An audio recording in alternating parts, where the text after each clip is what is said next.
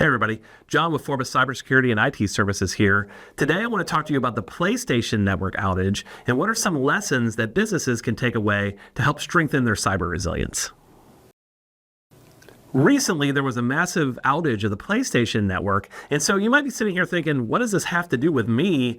I'm not a gamer, I'm not interested in gaming. Well, there are certain lessons that can be taken away about your cyber resilience and your cyber strategy and how much you're reliant on outside third-party vendors or things like that in order to keep your business running. If we look at the PlayStation network, it was down for over 24 hours. It was a big deal, but it wasn't just lost revenue from PlayStation. I found out about it because I play NBA 2K25 and I couldn't play it. I got to open it up and it says, hey, you're not logged into the network. And so I go to look and I go pull up Down Detector and the PlayStation network is down. And it wasn't just my ability to play PlayStation, but games I've purchased and things like that, I wasn't able to access because they look to see if you have a current license to be able to do those sorts of things. And so if you look at it from a PlayStation perspective, okay, yeah, that's really bad. But what are some other ways that this was bad? Well, EA Sports couldn't obviously have people access their ability to play their games. Some of their games have microtransactions that happen to them. So EA Sports lost revenue because this happened, because people who use the PlayStation to access their revenue stream weren't able to do so. The same with Call of Duty. There was a big Call of Duty weekend, some things like that were going on.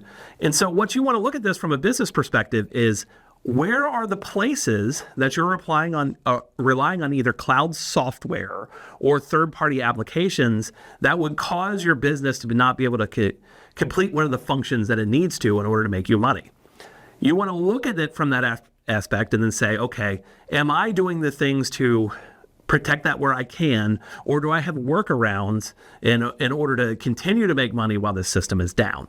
And that's what's called a business continuity plan. And that involves looking at your operations and saying, hey, do I have all the necessary things that can keep me making money while this system is down? The other thing to think about is a lot of times when you move something to the cloud, you lose control over it.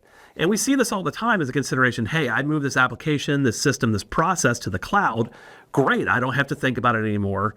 I don't have to think about running it, the management, all those sorts of pieces. Some of that is done for me. But what you lose then is control.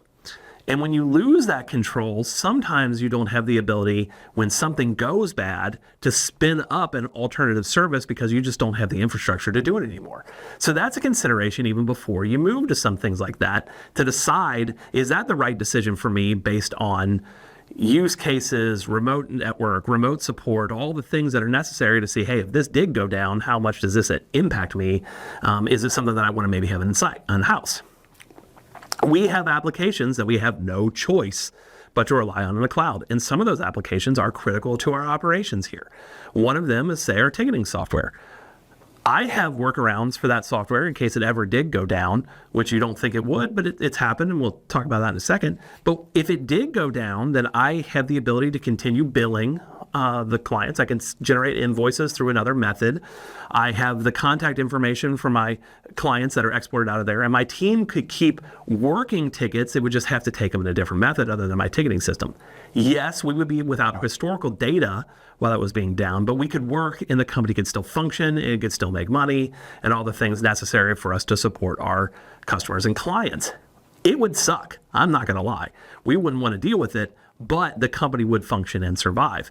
Have you thought about those aspects for your business and what your workarounds are for those sorts of things? And you might be thinking, hey, I'm using a gigantic vendor for this software package and it couldn't go down. Well, the CDK hack that happened last year, what it is a software package that about half the auto dealerships rely on in the country to do their operations, from listing cars, selling cars, doing parts, service, everything. It's in the cloud, and they got hacked, and they were down for weeks. And these auto dealerships found themselves in a lurch because they never had thought about what happens if I don't have access to that system. I went to buy a set of brake pads for my car, and I went to the dealer that I normally get them from, and they couldn't help me because they didn't have the computer system to be able to do it. They had to manually go back and look in the back and see if they had the pads, and they didn't, because there was an automatic ordering process that should have happened to order those when they got sold out, that while that CDK network was down, that didn't work. And so you really want to think about what's your cyber resilience, what's your cyber strategy. And just because you're using a giant corporation doesn't mean that the unthinkable can't happen and it can't go down. If it can happen to PlayStation, then it can happen to anyone. Right? So what are your business's workarounds? What have you come up with to keep your business functioning when the unthinkable happens? If you haven't thought about that, give it some serious consideration. Consider working with a company like Forbes to go help you work on your business continuity plan. We can help you identify issues in your process where you maybe you're reliant on technology that you don't think you are, and think about that with every single aspect of your business and prioritize it based on what could hurt you the most first. And you know what? Maybe you never have to trigger that business continuity plan. That's great. But if you do, then it's better to have it thought about beforehand and you never have to use it than having to go through all the emotions and all that trauma of trying to figure out what to do in the first place while you're just trying to keep your business running versus, yeah, we've thought about this, we've planned for it. It's okay. We know how long we can be down for, and we have a workaround in case it's down for longer than that sort of thing. So reach out to us, John with Forbes Cybersecurity. Go on our website, Forbes.com. Call us, 513-494-4444. Get an appointment set up. We're happy to help you go through this process. We know it can be tricky, but that's why we're here. We're happy to help. Thank you.